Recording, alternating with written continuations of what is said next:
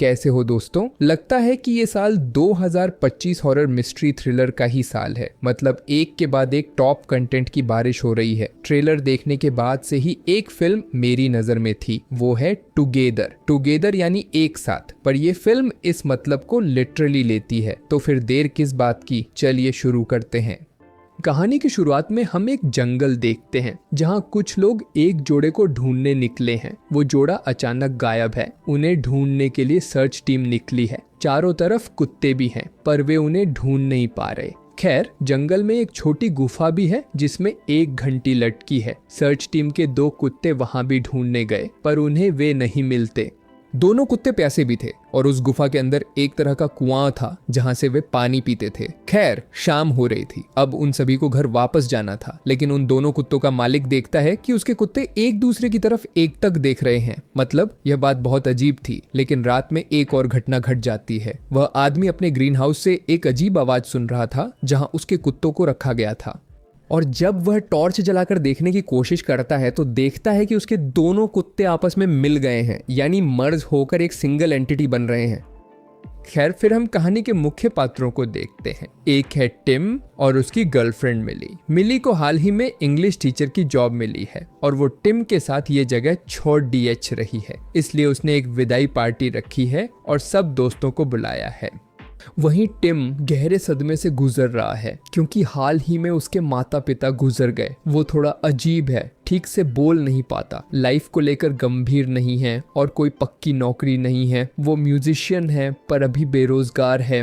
पर चिंता नहीं, मिली उसे बहुत प्यार करती है। वह उसे काफी सपोर्ट करती है। टीम के बाकी दोस्त, खासकर मिली का भाई, उसे अपने नए बैंड में आमंत्रित भी करते हैं। मिली की सहेली उसे भड़का रही कि टिम बेकार है, 34-35 का आदमी, उसे छोड़ मिली को अच्छा लड़का मिल जाएगा, वो जा क्यों नहीं रही, यानी कान भरना। पर मिली टिम को बहुत प्यार करती है तो वह इन बातों को बस नज़रअंदाज कर देता है। बाद में मिली और टीम इन दोस्तों से अपने मन की बात साझा करते हैं कि वे यह जगह छोड़कर जा रहे हैं। वे इन लोगों को बहुत याद करेंगे। और तभी सबके सामने मिली टीम को प्रपोज करने की कोशिश करती है, लेकिन टीम का जवाब बहुत अजीब था। मतलब उस स्थिति में कैसे प्रतिक्रिया देनी है, क्या कहना है, जैसे वह जानता ही नहीं था, जिससे मिली को काफी शर्मिंदगी महसूस हुई। महीने भर से वे शारीरिक रूप से करीब नहीं हैं। टिम के माता पिता की मौत के बाद वह उन्हें डरावने सपनों में देखता है, यानी वह सदमे में है। फिर भी कोशिश है सब नया शुरू करने की। वे नए घर में शिफ्ट हुए, एक देहाती घर, मतलब आसपास कोई रहता नहीं। वैसे वे दोनों यही चाहते थे, इस शोर से दूर। लेकिन उनके उस नए कमरे में टीम को एक अजीब गंध आ रही थी, एक बदबू। हालांकि बाद में उसने उस कमरे के बल्ब के ऊपर एक छेद से कुछ मरे चूहे निकाले। वह गंध किसी और को नहीं आ रही थी, पर टीम को ही आ रही थी और यह गंध अपरिचित नहीं थी। इसके साथ टीम का बचपन का अतीत जुड़ा है, इस पर बाद में बात करेंगे। उधर स्कूल में जेमी मिली से मिलता है। मतलब मिली वहाँ बिल्कुल नई है, ये उसकी नई नौकरी है। इन सब को लेकर वह बहुत घबराई हुई है, लेकिन जेमी बहुत मिलनसार है। वह खुद आगे बढ़कर मिली से बात करता है। जेमी आसपास ही रहता है, यानी मिली के नए घर के पास ही। जरूरत पड़ने पर वह जेमी से बेझिझक मदद ले सकती है। अगले दिन मिली और टिम थोड़ा टहलने निकले। जंगल की खोज के लिए उनकी एक तरह की हाइकिंग है। घना जंगल है, उन्हें नहीं पता वे कहाँ जाएंगे, पर टीम ने देखा कि पेड़ पर कुछ घंटियां लटकी हैं। अजीब। वो काफी हद तक पक्का है कि यहाँ लोग रहते थे या आते जाते थे। घना जंगल देख मिली वहां जाना नहीं चाहती थी, पर टीम के बार बार कहने पर वे अंदर चले गए। कुछ ही देर में भारी बारिश शुरू हो गई और वे जंगल में फंस गए। अब हालात ये हैं कि उन्हें घर लौटने का रास्ता नहीं पता। उनका घर उत्तर में है या दक्षिण, पूर्व में या पश्चिम, उन्हें कुछ नहीं पता। तो टीम इसी तरह रास्ता ढूंढ रहा है। ढूंढते ढूंढते वह अचानक एक छोटी गुफा में गिर जाता है। मिली बचाने आती है, पर कोई फायदा नहीं, क्योंकि वे दोनों वहां गिरे हैं। गेट के ठीक ऊपर एक और घंटी दिखती है। जंगल में ऐसी कई घंटियां हैं जिन पर अजीब सर्पिल निशान है। बड़ी घंटी देख लगता है कुछ ढहने से वहां छेद हो गया। इसी वजह से टीम वहां अचानक गिर गई। पर ये जगह जानी पहचानी नहीं लग रही। शुरू वाले वो 2 कुत्ते लापता जोधे को ढूंढने इसी गुफा में आए थे। वे उस गुफा में आराम करते हैं। मिली प्यासी है, उनके पास बस एक बोतल पानी है। टिम उसे वो देकर खुद उस कुएं से पानी पीता है जहां कुत्तों ने पिया था।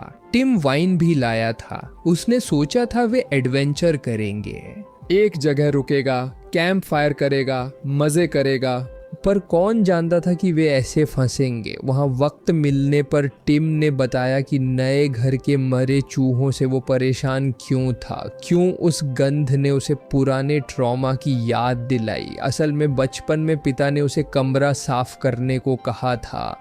कहे अनुसार टीम उसे संभाल लेती है, पर उसके पिता जानते हैं कि उसके कमरे से गंध अभी तक नहीं गई है। टीम समझ नहीं पा रही कि किसकी गंध है, लेकिन उसके पिता बार बार शिकायत कर रहे हैं। असल में टीम को कोई गंध नहीं आ रही थी जो उसके पिता को आ रही थी। बाद में उसके पिता ने उस गंध का स्रोत ढूंढ निकाला। वह था उनके लाइट बल्ब के पीछे छिपे कुछ मरे हुए चूहे। उनके उस छत के जो प्लाईवुड के बीच मरे चूहे थे और लाइट बल्ब की गर्मी से वे भुन रहे थे, जिसकी गंध पूरे घर में फैल रही थी। पर टिम उस गंध का इतना आदी हो गया था कि उसे सामान्य लगती थी, पर उसके पिता को वह मिल गया। पर यह तो बस एक छोटी घटना है। उस गंध में एक भयानक बात थी जो टिम ने किसी से साझा नहीं की। ठीक वैसी ही गंध उसके पूरे घर में फैलती है, जिससे कमरे की हवा और घनी हो जाती है। टिम जैसे ही अपने माता पिता के कमरे की ओर बढ़ता है, गंध और गहरी होती जाती है। और ये वह समय है जब टिम देखता है कि उसकी माँ बिस्तर पर लेटी उसकी ओर मुस्कुरा रही है और माँ के पास टिम के पिता का सड़ा हुआ मृत शरीर पड़ा है। यानी उसके पिता बहुत पहले ही मर चुके थे, पर उस डेड बॉडी को उसने वहां से हटाया नहीं। ऐसी कुछ ट्रेजिक घटनाओं से टीम शांत रहती है, यानी थोड़ी उदास है। वे दोनों उसी गुफा में सो गए हैं, लेकिन टिम को फिर एक बुरा सपना आता है। वह उस गुफा में एक अजीब एंटिटी महसूस करता है, मतलब पूरी गुफा ही एक प्राणी है जिसमें वह फंसा है। हालांकि कुछ देर बाद उसी बुरे सपने से उसकी नींद खुलती है, लेकिन वह देखता है कि उसके और मिली के पैर आपस में जुड़ गए हैं, जैसे बहुत सारे गोंद से चिपका दिए गए हों, जिन्हें अलग करना बहुत मुश्किल है। मतलब सचमुच उन्हें दर्द हो रहा है, लेकिन किसी तरह वे अपने पैर अलग करते हैं और उस गुफा से बाहर निकलते हैं। अब मौसम साफ है, बारिश भी नहीं है। वे किसी तरह रास्ता ढूंढकर घर भी पहुंच जाते हैं। तो उस सुबह मिली फ्रेश होकर आई है। पूरी रात उन्होंने उस गुफा में बिताई। मिली के कंधे में दर्द है तो उसने टिम से मालिश को कहा। जैसा बताया, वे काफी समय से करीब नहीं है, यानी शारीरिक रूप से। टिम उदास है। मिली को यह बिल्कुल पसंद नहीं, इसलिए वह टिम से अपना कंधा दबाने को कहती है ताकि वह थोड़ा डरा हुआ महसूस करे। लेकिन तब टिम कुछ अलग महसूस करने लगता है। टिम जैसे अपने होश में नहीं है। वो मिली की गर्दन दबा रहा है, लेकिन उसने इतनी जोर से दबाया कि मिली को दर्द होने लगा। टिम की उंगलियां मिली की गर्दन की त्वचा में घुस रही हैं, जिससे मिली को दर्द हो रहा है। इसी वजह से वो टिम को हटा देती है। टिम तो समझ ही नहीं पा रहा है कि क्या हुआ। जैसा मैंने कहा, वो अपने आप में नहीं था, वो बेकाबू था। टिम बीमार भी लग रहा है, इसलिए मिली ने कहा कि टिम घर पर आराम करे। वो सामान लेने बाजार जा रही है। टिम तब तक नहाकर फ्रेश हो जाए। पर जब मिली गाड़ी लेकर बाहर निकलती है, हम देखते हैं कि टिम फिर से खुद पर से काबू खो देता है। टिम तब शावर में ही था। दूसरी ओर मिली गाड़ी चला रही है। जिस दिशा में उसका चेहरा है, टीम भी वैसे ही प्रतिक्रिया दे रही है। टीम मानो मिली की परछाई बन गई है। तभी टीम अजीब प्रतिक्रिया देते हुए अचानक अपना सिर उस टाइल से टकरा देती है, जिससे उसका सिर फट गया और उसे फिर से होश आ गया। टीम सीधे डॉक्टर के पास जाती है, पूरी बात बताती है। डॉक्टर सोचता है कि शायद उसके साथ हुए आघातों के कारण ऐसा हुआ है।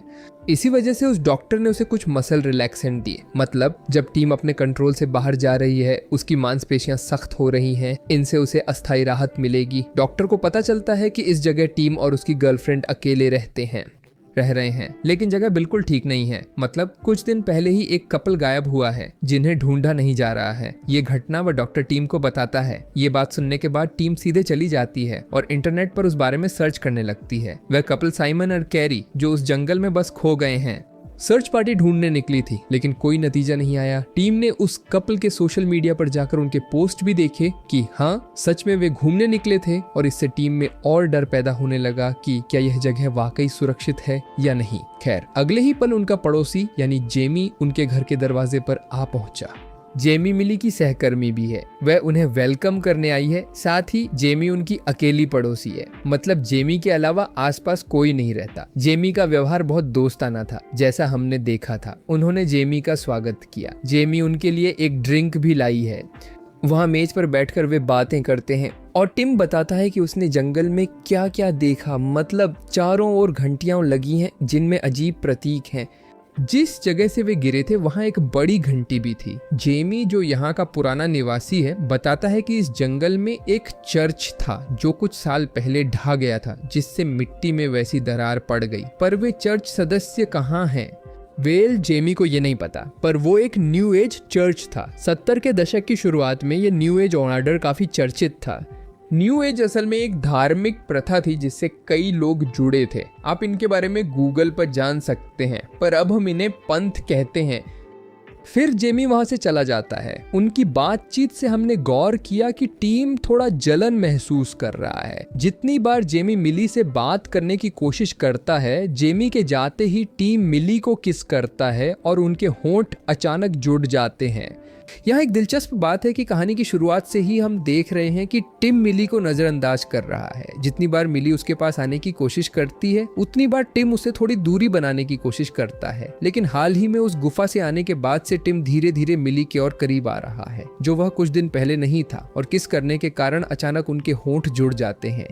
अब उसे छुड़ाने से मिली के होंठों में भी दर्द होने लगा है। वह टिम को दोष दे रही है। उसे लगता है कि टिम ने शायद उसके होंठ काट लिए हैं, पर यह कोई अजीब बात नहीं। आधी रात को मिली की नींद खुली और उसे लगा कि कोई उसके बाल खींच रहा है। बगल में ही टिम सोया था। उसे लगा कि टिम ही उसके बाल खींच रहा है, और जब उसने लाइट जलाई तो देखा कि उसके सारे बाल टिम के गले में हैं। टिम ने अनजाने में उसे निगल लिया था। बाद में टीम को होश आया और किसी तरह खींचतान कर टीम के मुंह से मिली के बाल निकाले। अगले दिन सुबह टीम निकल रही है। उसका एक कॉन्सर्ट है। ये काम उसके लिए बहुत जरूरी है। वह ये काम नहीं छोड़ सकता, पर मिली को लगता है कि टिम बीमार है और कल रात की घटना पर टिम बात नहीं करना चाहता, क्योंकि उसे लगता है उसने नींद में ये सब किया। पर नींद में कोई किसी के बाल खा लेता है क्या? बिल्कुल नहीं। फिर भी टिम अपने कॉन्सर्ट के लिए चला जाता है। दूसरी ओर मिली अपने काम में लग जाती है, पर टीम बीच रास्ते से ही लौट आता है। असल में ट्रेन स्टेशन पर ट्रेन का इंतजार करते हुए उसे कुछ अजीब महसूस होने लगा। उसे वहां बैठना मुश्किल लग रहा था। उसका शरीर मिली की ओर खींच रहा था। टिम काफी देर तक खुद को रोकने और संभालने की कोशिश करता है, पर वह नाकाम रहता है और सीधे मिली की ओर चल पड़ता है। मिली स्कूल में अपना काम कर रही है, पर टिम को देखकर वह हैरान और अचंभित है कि वह यहाँ क्या कर रहा है। टीम ज्यादा बात नहीं करता, सीधे उससे अंतरंग हो जाता है। मिली भी उसे रोक नहीं पाती, क्योंकि वह भी तो यही चाहती थी। इसी वजह से वे पास के बच्चों के वॉशरूम में चले जाते हैं और अपना काम शुरू कर देते हैं। तभी एक छोटा बच्चा वहां कुछ आवाजें सुनकर दूसरे शिक्षक को बुलाने चला जाता है, जो मिली समझ जाती है। वह समझ जाती है कि उन्हें अब यहाँ रुकना चाहिए। बाकी शिक्षकों को पता चला तो बुरा होगा, परंतु वहां एक और घटना घट जाती है। मेरा मतलब है, कहानी की शुरुआत में उनके पैर जुड़ गए थे। कुछ देर पहले उनके होंठ जुड़े देखे थे, तो अब क्या वे जुड़ गए हैं ये आप समझ ही गए होंगे। और उन्हें अलग करना बहुत मुश्किल था। इसके बावजूद बहुत मुश्किल से दर्द सहकर वे अलग तो होते हैं, और तब तक वहां एक और टीचर भी आ चुकी है। वह और कोई नहीं, वह जेमी है। जेमी मिली को जानती है, इसलिए वह इस बात पर ज्यादा ध्यान नहीं देती। वह बस मिली को बता देती है कि अगली बार वॉशरूम इस्तेमाल करना हो तो स्टाफ का करे, बच्चों का नहीं। हालांकि उस वॉशरूम में एक तीसरा व्यक्ति यानी टिम भी था। यह उसने देख लिया था। फिर टिम और मिली घर लौटते हैं। मिली टिम को डांट रही है कि बिना बताए वह मिली के स्कूल क्यों पहुंच गया, और टिम का काम बहुत जरूरी था। वह अपना काम छोड़कर मिली के स्कूल क्यों चला गया। खैर, मिली फिर जेमी के घर माफी मांगने जाती है। स्कूल में जो हुआ वह बिल्कुल ठीक नहीं था, पर जेमी तो जैसे वह बात भूल ही गया है। साथ ही मिली अपने रिश्ते के बारे में भी बताती है कि टीम से उसकी आजकल कुछ अनबन चल रही है, पर वह टीम से बहुत प्यार करती है। जेमी तब उसे बताता है कि अगर वह सच में टिम से प्यार करती है तो उसे टिम को जाने नहीं देना चाहिए।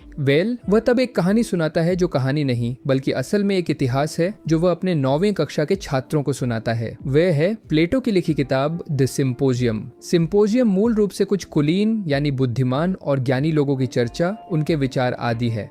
इसके बारे में आप गूगल करके जान जाएंगे। उस संगोष्ठी में एक व्यक्ति था जिसका नाम एरिस्टोफेनिस था, जिसने सुना था कि सृष्टि के आरंभ में मनुष्य ऐसे नहीं थे जैसे अब हैं। उनके 4 हाथ और 4 पैर थे।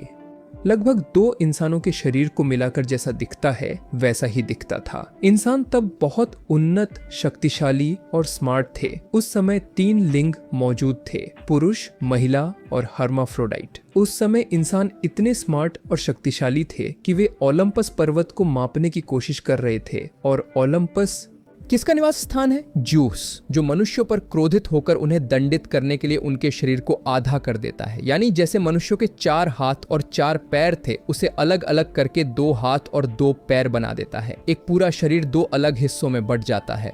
और तभी से लोगों में ये कपल, लवर जैसे शब्द बनने लगे। लोग अपने अदर हाफ, बेटर हाफ को ढूंढने लगते हैं, जैसे एक इंसान का दूसरे खास इंसान के प्रति खिंचाव। लोग यह भी कहते हैं कि ये इंसान मेरी जिंदगी में आया तो मेरी जिंदगी पूरी हो जाएगी, मतलब मैं पूरा हो जाऊंगा। ऐसे शब्द तभी से बनने लगते हैं और लोग अपने आधे हिस्से को पूरी दुनिया में खोजना शुरू कर देते हैं। हालांकि ये तो बस एक कहानी है, मिली उन्हें हंसी में ही लेती है। जेमी जानती है कि वह यहाँ अकेली नहीं आई थी, उसका पार्टनर भी यहीं रहता था, तो वह कहाँ गया? जेमी लेकिन इसका स्पष्ट जवाब नहीं देता। जेमी मिली को शादी का वीडियो दिखाने की कोशिश करता है। मिली वहां पानी पी रही थी, लेकिन वह देखती है कि दूर टिम खिड़की से झांक रहा है। टीम को जिमी पर शक था, इसलिए मिली तुरंत निकल गई। लेकिन मिली इस बार टीम पर नाराज नहीं है। मिली ने अभी टीम को गुस्से में यहाँ से जाने को कहा था, लेकिन टीम अब जानता है कि उसके पास कहीं और जाने का रास्ता नहीं है। मतलब इस दुनिया में मिली ही तो उसका सब कुछ है, और मिली भी वही महसूस करती है। और मजे की बात है कि टीम के प्रति उसका गुस्सा तुरंत प्यार में बदल जाता है। तो रात में मिली सो चुकी थी। टीम इंटरनेट पर उस कपल की तस्वीरें खंगाल रहा था जो यहाँ लापता हुए थे। उनकी आखिरी तस्वीर के EXIF डेटा से जब टीम लोकेशन जानने की कोशिश करता है तो देखता है कि उनकी आखिरी लोकेशन ठीक इसी जगह थी। इसी जंगल में खड़े होकर उन्होंने तस्वीरें ली थीं और जंगल की घंटियां टीम उस तस्वीर में देखता है।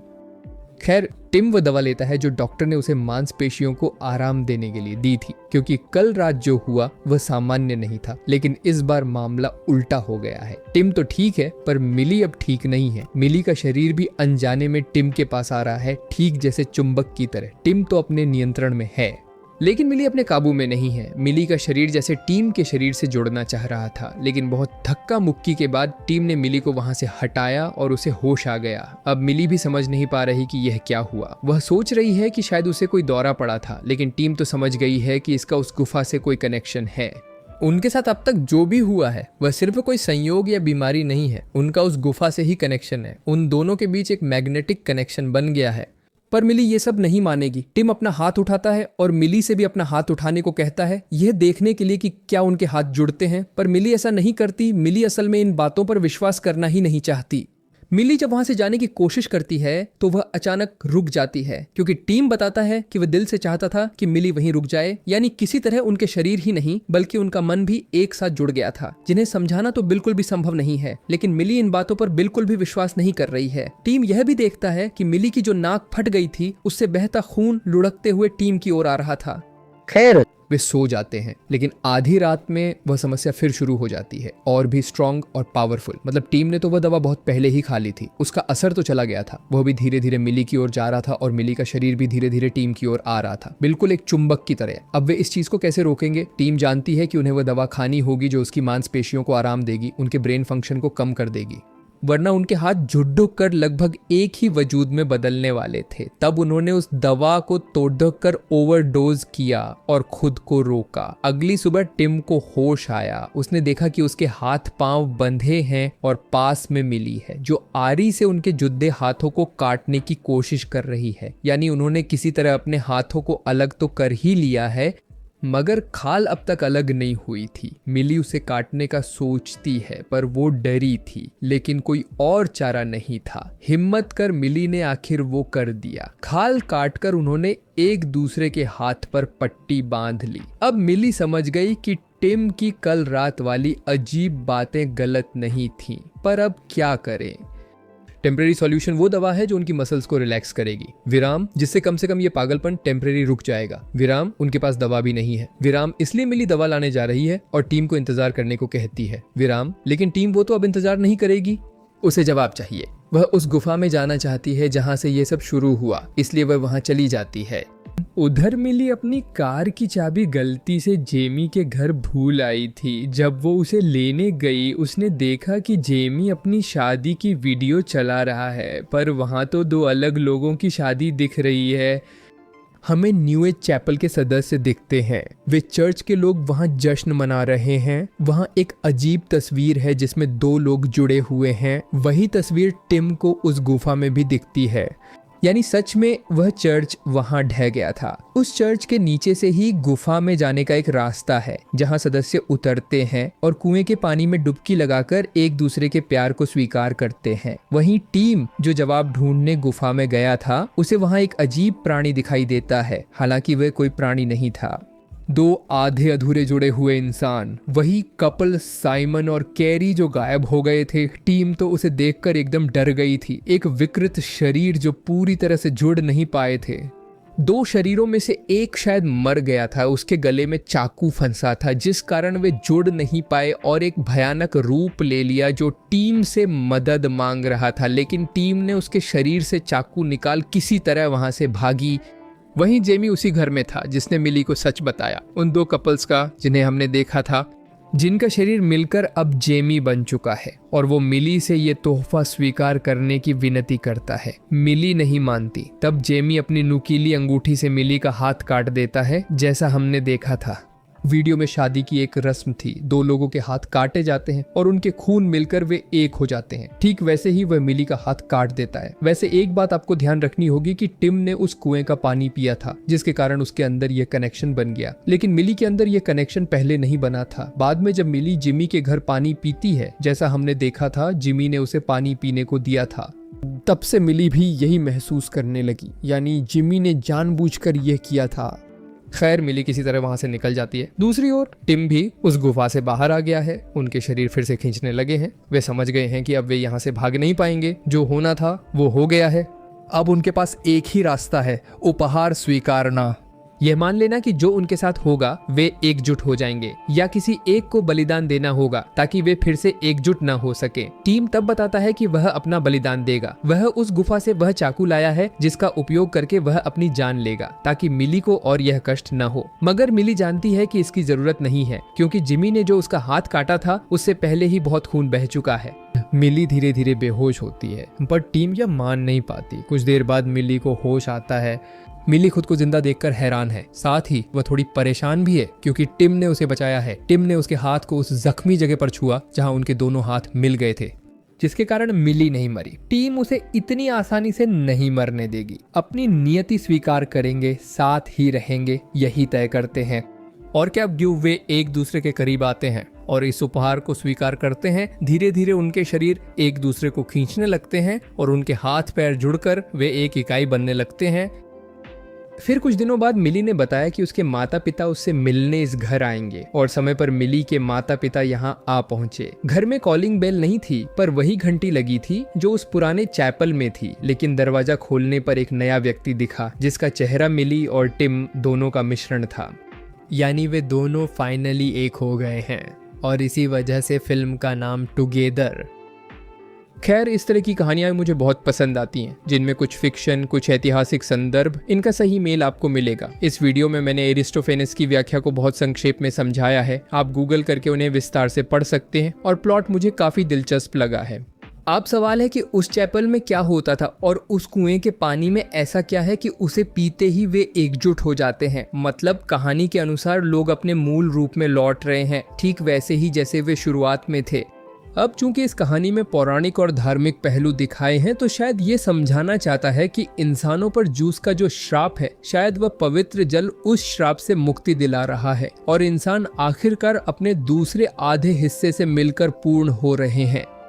खैर आजकल बॉडी हॉरर फिल्में मुझे बहुत पसंद है। द सब्सटेंस फिल्म आपने देखी होगी और फिर ये फिल्म। तो मेरा वीडियो आपको कैसा लगा बताना मत भूलिएगा।